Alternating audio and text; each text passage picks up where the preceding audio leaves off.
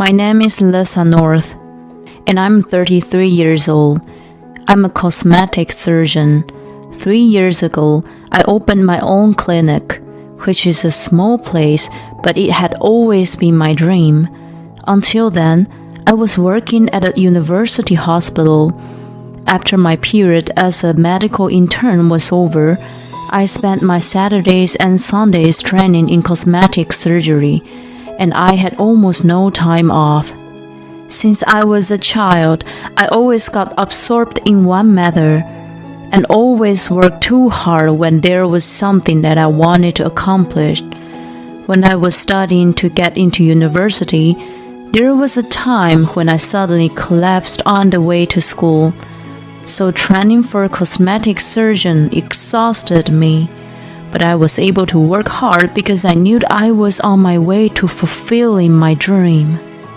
My current husband, Sean, is the one who supported me throughout the process.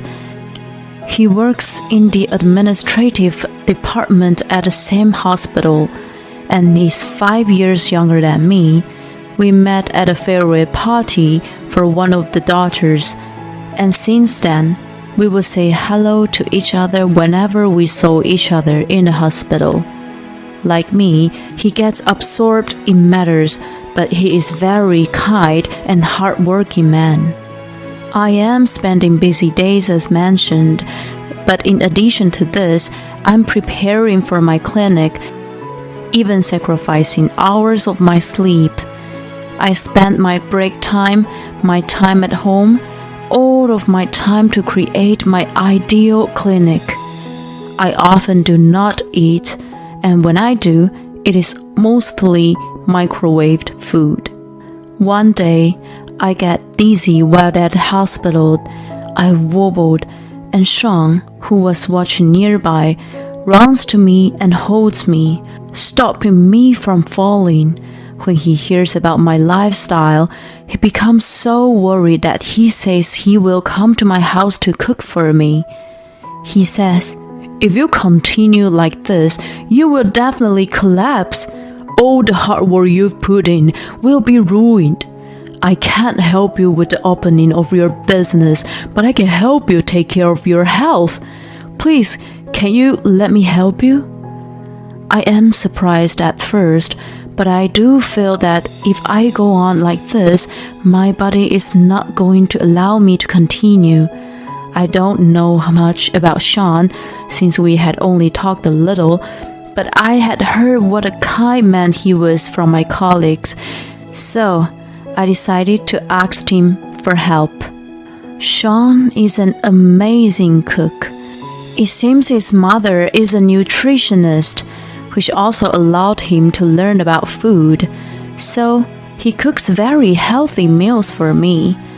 The time we spend together talking and eating the meals that he makes becomes a time of healing for me within these crazy busy days. On the first day that he comes to cook dinner for me, we spend time talking a lot. I find that we get along very well, and that time flies with him.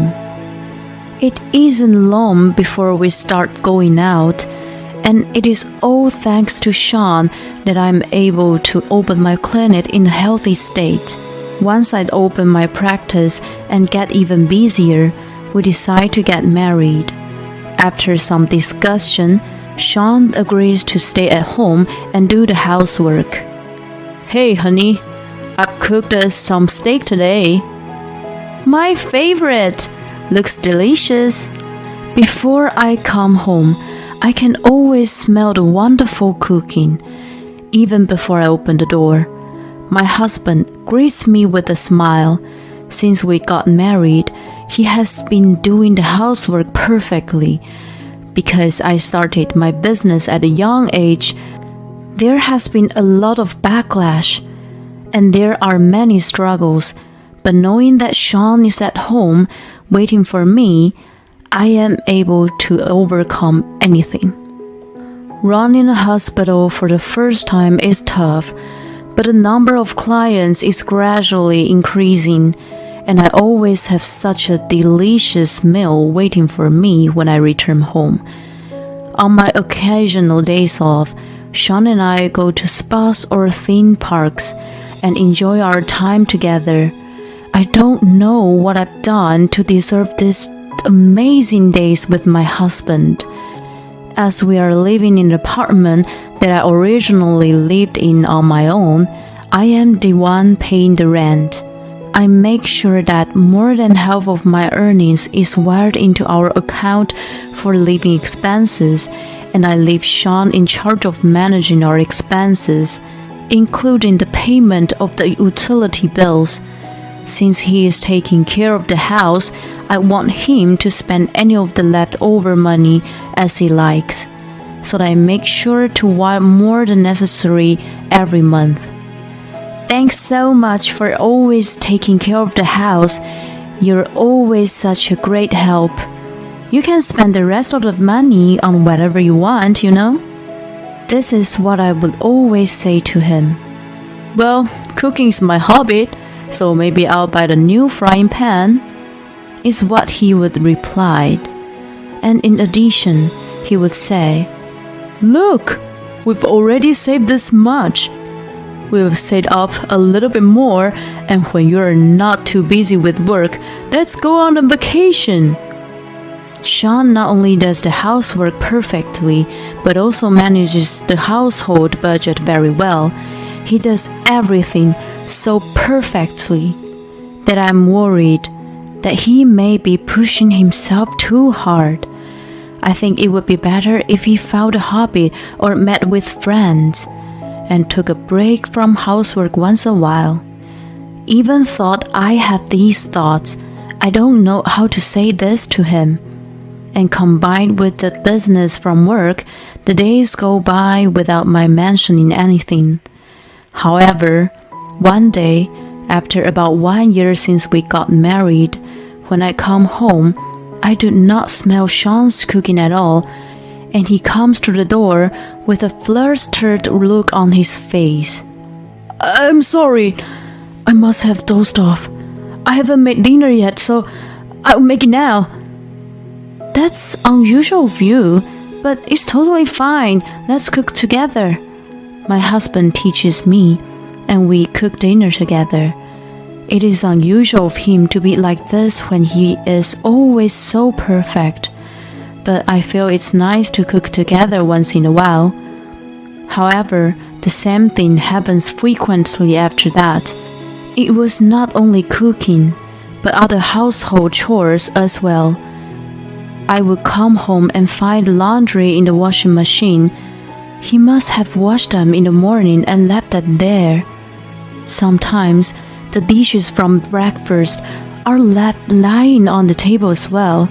It doesn't seem like he's gone grocery shopping either, and when there is nothing in the refrigerator, I begin to think that something is wrong. The reason is always different. He could be sleeping or feeling unwell, and I cannot tell what the real cause is. I would find out the actual cause 6 months after the first time Sean didn't cook dinner. When I come home, the house is very quiet. Sean doesn't rush out to see me either. The breakfast dishes are still on the table, and the laundry is also still in the washing machine. It is so quiet that I think my husband is not there, but I look into each room and find him there playing video games, wearing big headphones, mumbling something, and surrounded by gaming equipment that I have never seen before. Sean, what are you doing? I tap him on the shoulder, and he looks back at me with a surprised look on his face. At first, he seems to be panicking, but for some reason, he suddenly smiles and says to me, Oh, Lisa, you're home. Sorry I kept this secret for a while, but I've actually found a new hobby. You know this game? It's really fun, you know. Once I start playing, I can't stop. Seeing my husband looking so happy, I'm immediately at a loss for words. It seems that he has been hiding the gaming equipment from me till now. Of course, it is a good thing to have a hobby, do something you like once in a while, and I don't mind if he skips the housework at times. However, I am a little concerned that he is so absorbed in it that he didn't even notice that I had returned home. I'm glad you have a new hobby now. I don't know much about games, but it sounds like fun. But it would be great if you could do the housework when you can. I choose my words carefully, so as not to hurt Sean's feelings. I'm sorry. I started in the morning and got carried away. I didn't realize the time. But there's a tournament for this game coming up. I think I can make it to the top, so I wanted to practice. I am surprised to hear that while I was working away from home, Sean had been playing these games for over 10 hours. Seeing my husband playing these games, I realized that this is a Sean I have never seen before. But after our conversation, he cooks dinner for me as usual, and we enjoy the food together. The day ends without me being able to say anything else to him. I guess he was just a little too focused on the game, but since then, my husband has changed. He stopped doing the housework altogether. And that's not all. When I leave in the morning, he's still sleeping. He wakes up around noon and plays games until dawn. He doesn't seem to want to cook. When I buy home food, he will stop playing the game for a while, but will quietly eat his meal within 10 minutes and immediately go back to his room. He would answer me when I talk to him, but his mind seems to be occupied with the game, and he doesn't respond very enthusiastically. I realize that I have stopped talking to him too. Before I know it, I realize that I only ever see him either sleeping, eating, or playing games. Even on my days off, he still plays games all the time. Every time I return home, there are more game-related devices. I'm slowly beginning to have more and more complaints, but I'm in a position where he does the housework for me, so I'm patient and say nothing, thinking this will get better when the tournament he mentioned is over. I am as busy as ever with work, and am unable to do the housework myself, so the house keeps getting messier and messier. One time, when I haven't had a day off in a while, I am about to take a bath but realize we don't have any clean towels, so I have to go to laundromat in the middle of the night. Even with the house in such a state and seeing me go through such accidents, Sean is so absorbed in playing video games that he doesn't seem to care. One day, I come home and start to take a shower, but realize that the hot water isn't working. I rush out of the shower, put my clothes back on, and go to check the mail. I find not only the bills for gas, but also for electricity and water. Several months of them. I go outside to go and make all the payments. It is a very cold day and I am shivering. It is not that long of a walk, but it feels further away than usual, and for some reason, I start crying. I feel like the Sean I knew is gone, and that the happy days that we had will never return. If I had properly told him off the first time I found out about the games, but things have been different. Did I make a mistake? The more I think about it, the more painful it becomes. I have reached the end of my patience. I arrived home, wiped away my tears so that Sean would not know I had been crying, and said to him, "Didn't you pay the utility bills?" But he just answered with, "Oh, I'm sorry. I was going to, but I forgot." He is very matter-of-fact.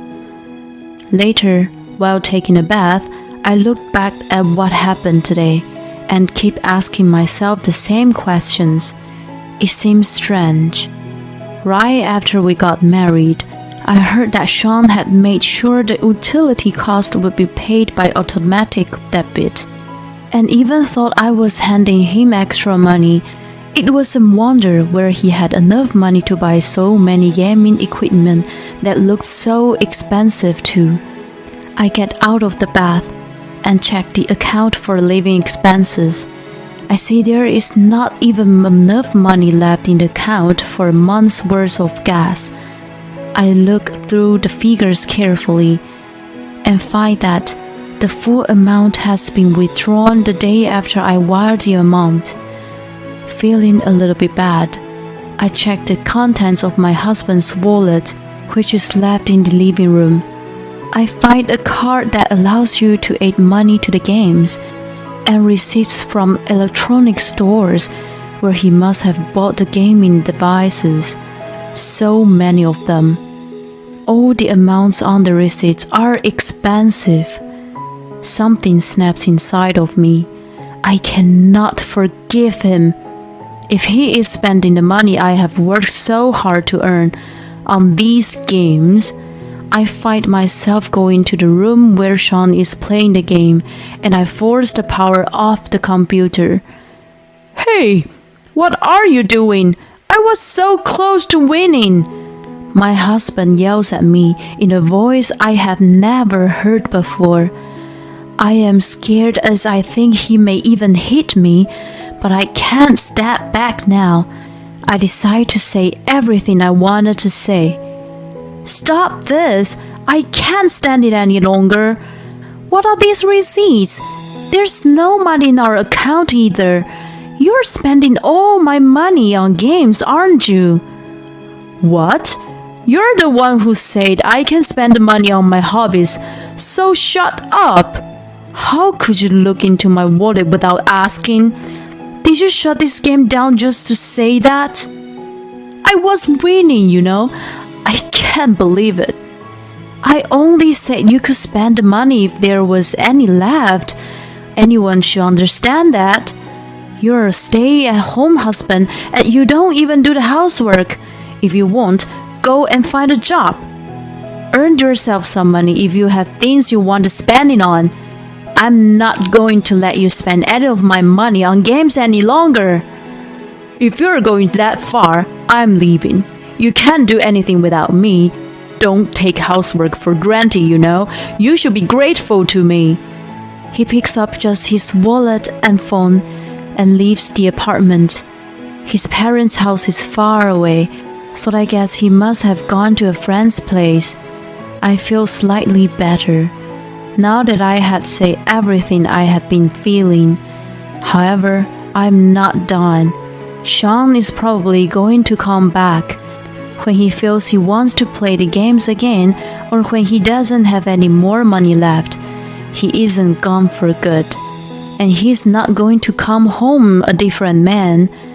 As far as I can tell, it seems he needs the games more than he needs me. I cannot forgive him. The next day, I have a day off, so I sell all the gaming equipment that Sean has and go to receive the divorce papers. I send the rest of Sean's belongings to his parents' house, along with the papers signed on my side. I cancel the apartment contract, which had been in my name, and go to rent a new apartment. I also reach out to a moving company.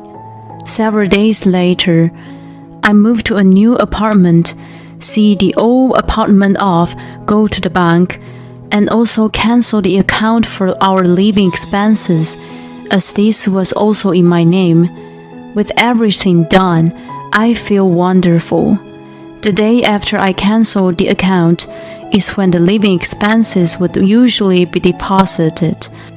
In the morning, around the time I arrive to work at the clinic, I receive several calls from Sean, but I ignore him because I am working.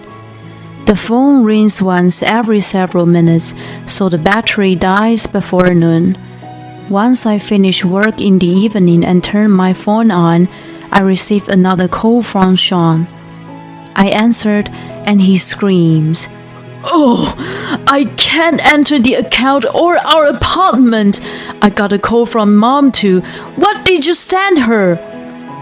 I moved. "There's nowhere for you to go home to anymore.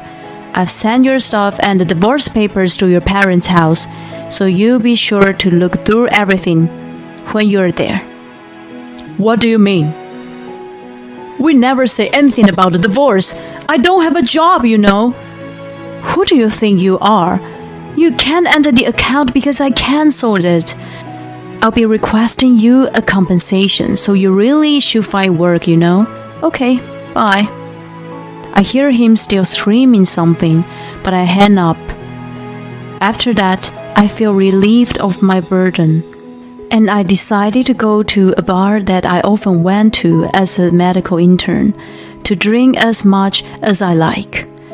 Several days later, I finish work late at night and leave the clinic, exhausted, when I see Sean and his parents waiting for me outside. "I'm sorry for what Sean did to you. He told me everything. It's all his fault, and he's very sorry. So please, can you forgive him? We're ever so sorry. But for a year, I'm sure our son did well handling the housework. He just gave in to temptation for a while, but it won't happen again." As soon as they see me, both of Sean's parents apologize to me. Sean is standing between them, crying. "I'm sorry, but I have no intention of forgiving your son. I've been working until this late and I am exhausted. So please, can you leave now?" With this, Sean starts swelling. "I am so sorry. I will do the housework again. Please." "I don't need you to do the housework. I've made up my mind. So please, just sign the divorce papers. If you find work, you'll be able to do what you like with your own money, you know." But Sean changes his attitude completely and looks angry. "Then give me back my gaming equipment. What did you do with them?" "Oh, those things? I sold everything." "Why don't you find work and buy everything back?" "What? You've got to be kidding me!" He is a completely different man to who he was several minutes ago, and is screaming angrily. These must be his true colors. "You're the one who's got to be kidding. Do you think I don't know? When I turned on your computer after you left, it automatically signed into your WhatsApp account. That's how you set it up, right?" "Huh?" Sean looks anxious. "I see you've been messaging lots of girls that I don't know about. I've saved all the messages, and it seems some of them you started messaging just after we got married, right? Do you want me to read them out loud?" Wait a moment." With this, Sean's parents seem to have understood everything. They suddenly look furious. "What do you think you're doing?" No, I can explain." Sure, he can explain. It seems he let multiple girls into the house while I was at work. One of them liked gaming, so they started playing these games together, which began Sean's obsession with games. So, my lawyer's going to reach out to you soon, okay? And with that, I run off. I don't want to make a scene outside my own clinic this late at night. Sean tries to come after me, but his dad drags him back onto the car. Later, we have discussions through our lawyers, and although it takes time, I finally get a divorce. I am able to request Sean to pay back the money he spent as well as a compensation. It seems Sean's parents have told him to look for work, but he keeps trying to play games to meet new girls, so they are making sure he only has limited access, like with the child's phone.